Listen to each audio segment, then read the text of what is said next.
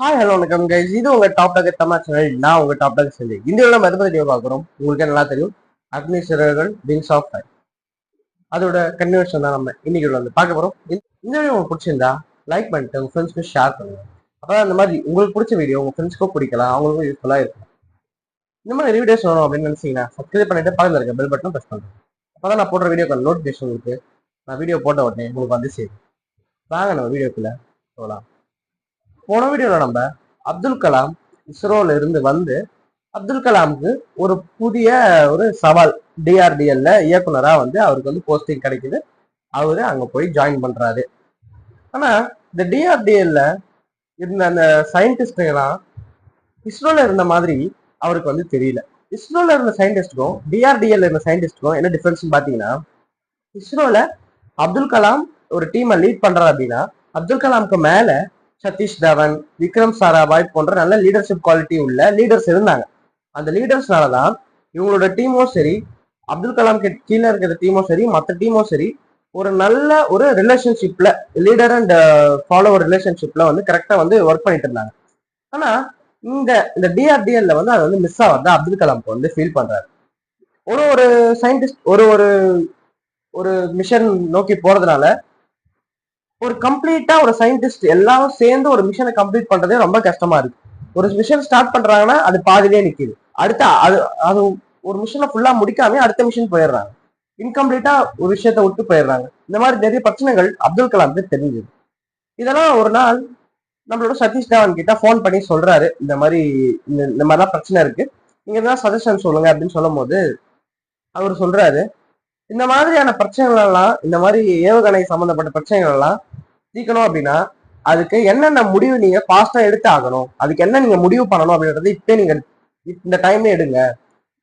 இப்போ உங்களுக்கு என்னென்ன பிரச்சனை இருக்குன்னு தெரியுது, அதுக்கு என்னென்ன முடிவுகள்லாம் நம்ம எடுக்க முடியும், அதை ஸ்டாப் பண்றதுக்கு நம்ம என்னென்ன ஹெல்ப் எல்லாம் பண்ண முடியும் அப்படின்னு நீங்க யோசிச்சு அந்த ப்ராஜெக்ட் எல்லாம் நீங்க வந்து டெவலப் பண்ணுங்க. இந்த பிரச்சனைகளுக்கு ஒரு சொல்யூஷனை கண்டுபிடிங்க, இப்பயே கண்டுபிடிங்க அப்படின்னு அவர் வந்து சொல்றாரு. அது அப்துல் கலாமுக்கு ஒரு ஐடியாவை தோண வைக்குது. அப்போ மெயினா இந்த இடத்துல டிஆர்டிஎல்ல இருந்த பிரச்சனை பாத்தீங்கன்னா, அவங்களுக்கு வந்து ஃபண்ட்ஸ் சரியா கிடைக்காம இருந்தது. அவங்க வந்து அப்ப கரண்டா 2 ப்ராஜெக்ட்ல வந்து பண்ணியிருந்தாங்க. ஒரு ப்ராஜெக்ட் பாத்தீங்கன்னா ஸ்பீடா குறைஞ்ச தூரத்துக்கு போற ஒரு ராக்கெட் லான்ச். அதாவது இங்க இருந்து கொஞ்ச தூரம் தான் போகும், ஆனா ரொம்ப வெலாசிட்டி, அதோட வேகம் வந்து அதிகமா இருக்கும். இன்னொரு பக்கம் பாத்தீங்கன்னா ஒரு இடத்துல இருந்து ஒரு இடத்துக்கு தூரமா போகும், பட் ஸ்லோவா போகும். அந்த மாதிரியான, அதாவது தரையில இருந்து வானத்துக்கு ஏவப்படுற ஒரு ராக்கெட். 2 ப்ராஜெக்டும் ஒரே நேரத்துல பேரலா போயிட்டு இருக்கும்போது அவங்களுக்கு வந்து நிதி வந்து பற்றாக்குறையா இருந்தது. இதெல்லாம் வந்து பிரச்சனை அப்படின்னு தெரிஞ்ச நம்மளோட அப்துல் கலாம் தான் அதுக்கப்புறம் ஒரு மீட்டிங் வந்து அரேஞ்ச் பண்றாங்க. அப்துல் கலாம் தான் அந்த ஸ்பீச் வந்து கொடுக்கணும். அதுல வந்து நிறைய முக்கியமான ஆளுங்கெல்லாம் வராங்க. அது யார் யாருன்னு பாத்தீங்கன்னா, அதாவது Indian navy, Indian air force, Indian army, 3ல இருந்தும் முக்கியமான ஆபீசர்ஸ் வராங்க. அதுக்கப்புறம் பாதுகாப்பு அமைச்சர், அப்ப இந்திய பாதுகாப்பு அமைச்சரா அவங்க வராங்க. எல்லாரும் சேர்ந்து ஒரு மீட்டிங். உங்களுக்கு இப்ப அப்துல் கலாம் மேலையும் அவரோட டிஆர்டிஎல்ல இருக்க இந்த டீம் மெம்பர்ஸ் மேலையும் நிறைய சந்தேகங்கள் எழும்புது. என்னென்னு பாத்தீங்கன்னா, இந்த நிதி உங்களுக்கு போதுமா, உங்களோட சயின்டிஸ்டோட அறிவுத்திறன் எப்படி இருக்கு, இந்த நிதி உங்களுக்கு போதுமா, இப்ப எந்த ப்ராஜெக்ட்ல நீங்க ஒர்க் பண்றீங்க அது உங்களால சக்சஸ்ஃபுல்லா முடிக்க முடியுமா அப்படின்னு நிறைய சந்தேகங்கள் வருது. இந்த கொஸ்டின் அண்ட் ஆன்சர் டிபேட்டுக்கே கிட்டத்தட்ட 3 மணி நேரம் ஆயிடுது. அப்துல் கலாம் இதற்கெல்லாம் பதில் சொல்லிட்டு யோசிக்கிறாரு. அடுத்து என்னென்ன ப்ராஜெக்ட்லாம் கொடுக்கலாம், நம்மளோட டீம் மெம்பர்ஸ்க்கு கொடுக்கலாம் அப்படின்னு யோசிக்கும் போது அவருக்கு வந்து நிறைய ப்ராஜெக்ட் வந்து தோணுது.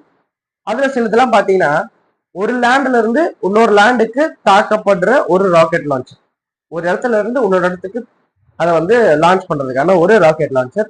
அடுத்து பாத்தீங்கன்னா ஹீட் ஷீல்டை வச்சு ரெடி பண்றதோட ஒரு மிஷனை வந்து ரெடி பண்ண சொல்றாரு அப்துல் கலாம்.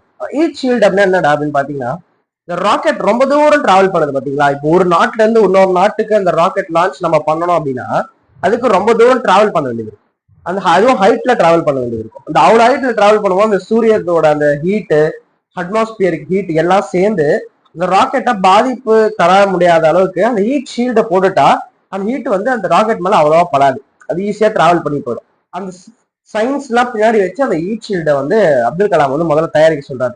நீங்க முதல்ல ஹீட் ஷீல்டை வந்து தயாரிக்க ஆரம்பிங்க, அப்பதான் இந்த மாதிரி தொலை தூரம் போற ராக்கெட்டுக்குலாம் அதை வந்து நம்ம யூஸ் பண்ணிக்க முடியும் அப்படின்னு சொல்றாரு அப்துல் கலாம். அதை நிறைய பேர் ஃபாலோ பண்ணி அந்த ஹீட் ஷீல்டை தயாரிக்க ஆரம்பிக்கிறாங்க. இருந்தாலும் வேற சில ப்ராஜெக்டையும் வந்து பாத்தீங்கன்னா அப்துல் கலாம் வந்து எடுக்க வேண்டிய சூழ்நிலை. ஏன்னா ஆர்மி சைட்ல இருந்து இவருக்கு வந்து ப்ரெஷர் பண்றாங்க. கைடட் மிசைல் லான்ச்சர் அது என்னன்னு பாத்தீங்கன்னா, இப்போ நம்ம ஒரு இடத்துல வந்து டார்கெட் செட் பண்ணிட்டோம் அப்படின்னா அந்த டார்கெட் மூவ் பண்ணாலும் அது வந்து போய் தாக்கணும். அந்த மாதிரியானதான் கைடட் மிசைல்னு சொல்றாங்க. அந்த கைடட் மிசைலை தயாரிக்கிறதுக்கான அந்த ப்ராடக்ட்டையும் பாத்தீங்கன்னா டிஆர்டிஎலுக்கு கிடைக்குது. பட் என்ன பிரச்சனைனா, டிஆர்டிஎல்ல இவ்வளவு இருக்கும் போது ஒரு கோஆர்டினேஷன் இல்லாதனால, அந்த மெம்பர்ஸ் இடையில ஒரு கோஆர்டினேஷன் இல்லாதனால அந்த இவ்வளவு ப்ராஜெக்ட் வந்தும் சரியாவே சக்சஸ்ஃபுல்லா முடிக்க முடியாத மாதிரி அப்துல் கலாம் வந்து ஃபீல் பண்றாரு. இந்த கோஆர்டினேஷன் பிரச்சனை வந்து பெரிய பிரச்சனையா ஆகிறத கண்டுபிடிச்ச அப்துல் கலாம் அதுக்கு ஒரு சொல்யூஷனை கண்டுபிடிச்சாரு. அது என்னன்னு பாத்தீங்கன்னா, மிசைல் கமிட்டியா ஃபார்ம் பண்ணாங்க. என்னது மிசைல் கமிட்டியா? ஆமா.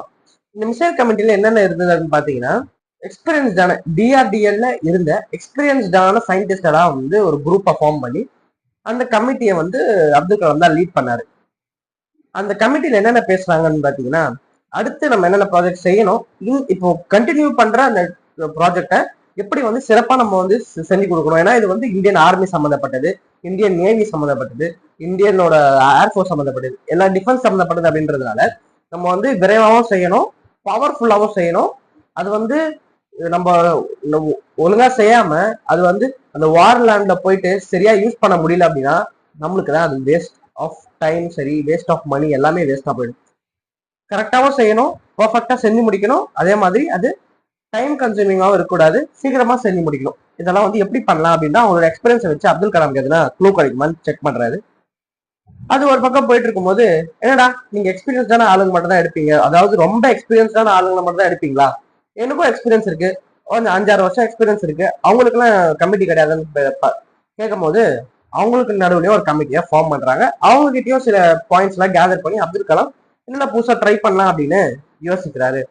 இது நம்ம எங்க பார்த்திருப்போம்னு உங்களுக்கே நல்லா தெரியும். விக்ரம் சாராபாயோட அந்த ஸ்ட்ராட்டஜியே இதுதான். எல்லார்கிட்டயும் வந்து பேசி அவங்க கிட்ட அவங்க புதுசா இருந்தாலும் சரி, அவங்க வந்து அவங்களுக்கு அந்த வேலையை பத்தி எக்ஸ்பீரியன்ஸே இல்லாலும் சரி, அவங்க கிட்ட எதனா நம்மளுக்கு வந்து யூஸ்ஃபுல்லா இருந்தா கிடைக்குமா அப்படின்னு லிசன் பண்ணி அதை வந்து கத்துக்கிறாங்க. அதே ஸ்ட்ராட்டஜியை தான் அப்துல் கலாம் இந்த இடத்துல யூஸ் பண்றாரு. ஆனாலும் சில பிரச்சனைகள் அப்துல் கலாமுக்கு இருந்தது. என்னன்னு பாத்தீங்கன்னா, இந்த கமிட்டி தான் மெயின். அந்த கமிட்டில எல்லாமே எக்ஸ்பீரியன்ஸ்டான ஆளுங்க இருக்கும்போது வயசுலயும் மூத்தவங்க அப்துல் கலாமை விட அப்போனும் போது அந்த மூத்த அந்த அந்த சயின்டிஸ்டுக்கு நடுவுல ஒரு ஈகோ கிரியேட் ஆகுது, பொறாமை கிரியேட் ஆகுது. இவன் என்னோட வயசுல சின்னவன், எக்ஸ்பீரியன்ஸ்லும் கம்மி, எனக்கு தலைவர அவன் எப்படி வர முடியும், என்ன வந்து அவன் எப்படி லீட் பண்ண முடியும் அப்படின்னு ஒரு பாயிண்ட் வந்து அவங்களுக்கு வந்து ஸ்ட்ரைக் ஆகுது. அந்த டைம்ல தான் என்னதான் அப்துல் கலாம் சொன்னாலும் ஒரு கம்ப்ளீட் கோஆர்டினேஷன் மிஸ் ஆகுது. இந்த பிரச்சனைகளெல்லாம் எப்படி அப்துல் கலாம் சால்வ் பண்ண போறாரு அப்படின்றத வரக்கூடிய வீடியோஸ்ல பார்த்து தெரிஞ்சுக்கலாம். இந்த வீடியோ பிடிச்சிருந்தா லைக் பண்ணுங்க, ஃப்ரெண்ட்ஸ்க்கு ஷேர் பண்ணுங்க. நிறைய வீடியோஸ் நினைச்சீங்கன்னா சப்ஸ்கிரைப் பண்ணிட்டு பெல் பட்டன் பிரஸ் பண்ணுங்க. அடுத்த வீடியோ சந்திக்கலாம். Bye guys.